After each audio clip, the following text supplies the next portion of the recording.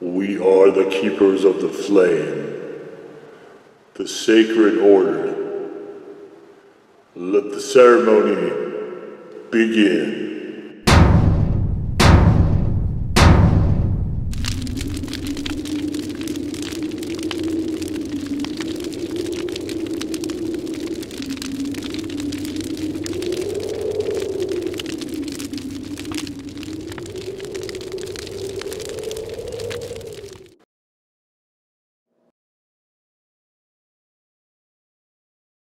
And today, faithful acolytes, we take a look at this.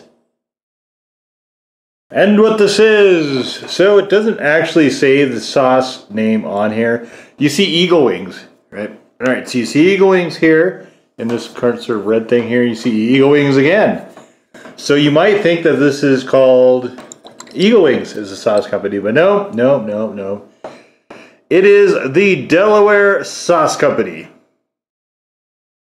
And that's it's kind of interesting to me that they don't actually have that necessarily on there. We have something here. I can't read what this says. It looks like Country Market or something. I don't know. I'm not sure what that is. But anyway, Eagle Wings is the whiskey that is part of this. So our ingredient panel is right here. We have cayenne peppers, we have distilled vinegar, molasses, whiskey, salt, and xanthan gum. Very, very simplistic sauce. Basically a Louisiana-style cayenne sauce with the addition of molasses, which gives it this darker brownish color, and whiskey, which shows up here and there. It is not particularly prominent in the flavor, unless you get some cancellation of some of the other flavors. So like I said in the written review, which is available down in the description below, when I grilled with this, it's not quite sweet enough to grill with, but when I grilled with this, oh, that's kind of neat. I didn't notice that. The wood burning, I don't know, can you read that? The wood burn 2021. We'll get to this label here in a second. But when I grilled with this, it canceled out a lot of the other flavors and really just left this very, very prominently whiskey flavored, which was interesting, but not really quite what I had in mind. So this label, let's talk about this label for a second here. I don't know a lot about the Delaware Sauce Company. I saw this because I was hoping when I saw it on the shelf, I thought, okay, whiskey and molasses. Nothing about cayenne sauce, nothing about anything else. I thought this might make a really solid grilling sauce because it is grilling season. Now we're in the midst of it. Even though the spring has been really funky in 2022, April and May have been all over the place weather-wise, but April is when we kick off, unless we are forcibly prevented from doing that, that is when we kick off grilling season. So with this one, I was looking around, I thought, okay, well, I'll give this a shot. I did find a couple of other ones on the shelves. I didn't try any of those though, because at the time, the last thing I really need at this point is a whole bunch more sauces. I've got, I think, a couple dozen waiting for me to get to as I record this. So anyway, I was like, well, I mean, it's a little bit thin, but honestly, the bourbon infused chipotle habanero from Cajon's, which is my favorite grilling sauce, that one is honestly a little on the thin side as well, but it is still one of the better grilling sauces, honestly, I think that's ever existed. So that was my motivation. We don't have a restrictor cap here, but the reality of this wasn't quite what I was hoping for, so I'm just going to use this. As you can see, I've tested it a lot. I'm just going to use this mainly as a kind of more as a Louisiana style sauce where I would use it. But the problem with this is that it's not sweet enough to actually use as a grill sauce, but it is too sweet for stuff like cream-based sauces. So it kind of exists in this really odd Never Never land. It does work really well with meats though. So if you like me, and you like to throw a little bit of the tang onto your grilled meats, like a pulled pork or something like that, this is the ticket. And I overfilled the spoon like an idiot, but you can see it is very nice red, sort of red brownish color here. Just, I mean, it looks okay. It looks like what you would expect. It almost looks like they put soy sauce in here, actually. But it's still a very pleasant color. And let's just get on into it.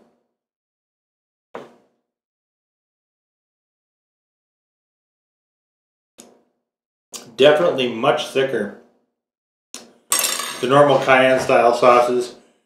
Molasses, so really, molasses goes either way for me. I could take it or leave it. But I always get fooled because almost anytime somebody uses it, there's never really enough sugar content to use as an adequate grilled sauce, as far as I'm concerned, because I like to have caramelization. So I want the sauce to caramelize as well. That's a really high priority, I guess, for me when it comes to stuff like that. So this one, very, very, it's got a little bit of a bite as far as the heat in it, oddly enough, for a Louisiana style. But we might be having some of the bite as well from the vinegar and the whiskey sort of contributing to that as well. So it might not actually, I wouldn't say it's necessarily a capsaicin bite. This, I like it though. I do like that little bit of spark to it. This is just really, you got to kind of stick to meats with this. And so it limits to me, the flexibility of this quite a bit by having to restrict it just almost solely to meats. I did try it on red meat. I actually liked it better on a cube steak than I did anything else. But that's not what we have today. What we have today is some very nice, look at these gorgeous things. This paprika chicken thighs here. Got a little bit of color on this one here. This one is almost perfect as far as what I was going for. But so I grilled some of those up. And we're going to stick to meats and just kind of see, we're going to use these as a dipping sauce here, I think. And just see how they go. But these are just lovely by themselves. My usual thing of, I take the chicken out, let it sit for about an hour with spicing up both sides with salt, pepper, and paprika. I use cracked pepper. If you're going to use pepper, I feel like that's the one you should use because you get these really lovely little nuggets of cracked black pepper here and there. Delicious baseline. Yeah.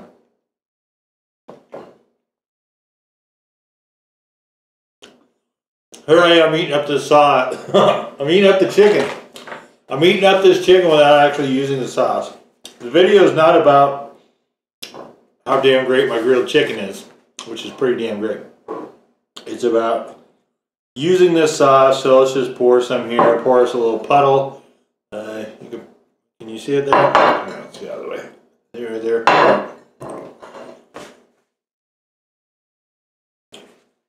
Man.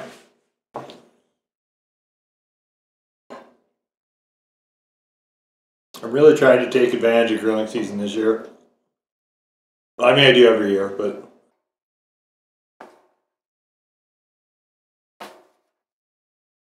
I want to hit as hard as I can when I got the weather.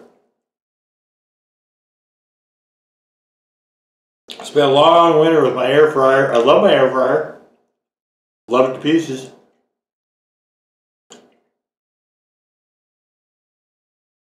If it ever stops, you better believe I'm getting me another one.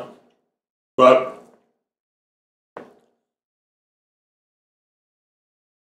I mean, how much can you air fry when it's warm outside? Yeah, when it's nice weather. There's something about throwing some meat on the fire. Pretty satisfying.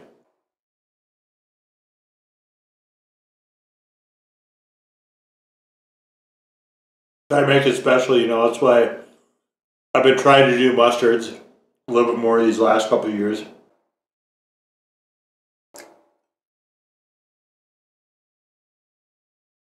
Even though mustards, you know, they, I don't ever grill with them on meat usually. I'm going to try that this year, see how that goes. But most of what I grill honestly doesn't lend itself to mustard also. But we got tradition, you know, we got That's a thing. I don't know what it's like in other countries, but you know, growing up especially, that was a big part of summer and grill outs and everything, was to have some mustards kicking around in there. You know, you got brats, you got, I don't eat a lot of hot dogs, but you got those, you got hamburgers and stuff. I don't need a lot of those either, actually, but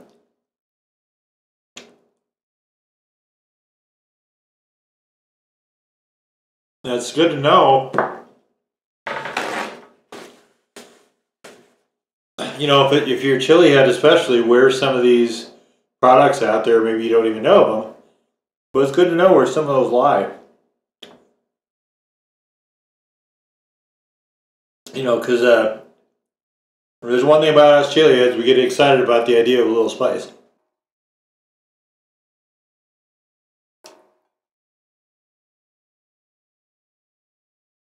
So even though I don't personally use mustards anywhere near like I would with hot sauce, or even obviously salt and pepper are the two main things. Those are the must, and paprika I think also for me.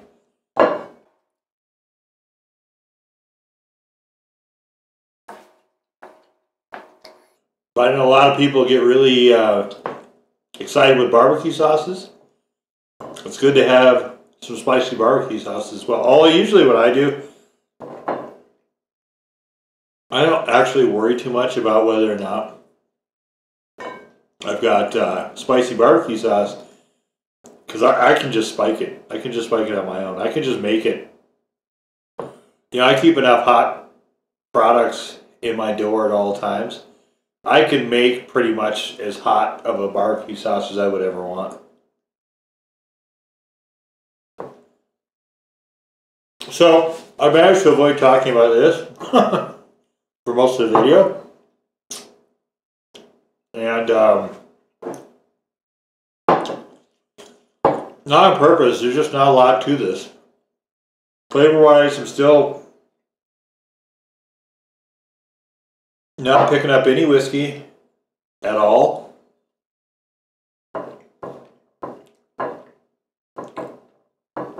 It's very, very subtle. Mostly, you know, molasses is really the more forward flavor here, with a little bit of cayenne, and of course the vinegar of the cayenne sauce. So it was kind of fun, but that's why I prefer honey. Actually, sauces with honey in it. That's more flavor, that's more subtle as well as a flavor, but it's always more straightforward with the sweetness. Molasses, I really think you got to mess around so much trying to get the sweetness balance right. It's a tough trick. I would seriously rather they just somebody use brown sugar or turbinado sugar for my preference. Whiskey, the molasses always seems to me to be a bit underwhelming. And maybe it's just me, it probably is, but that's my feelings on it. So I just cleaned this table. What am I doing here? Alright, so where are we at? Well,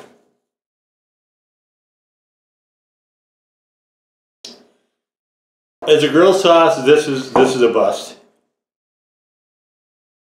As you know, Louisiana style, something in there, it's honestly kind of a bust too. I really am not sure what the intended application was, other than, like I said, grilled meats, or just meats in general. I honestly don't like this very well on breaded chicken strips either. It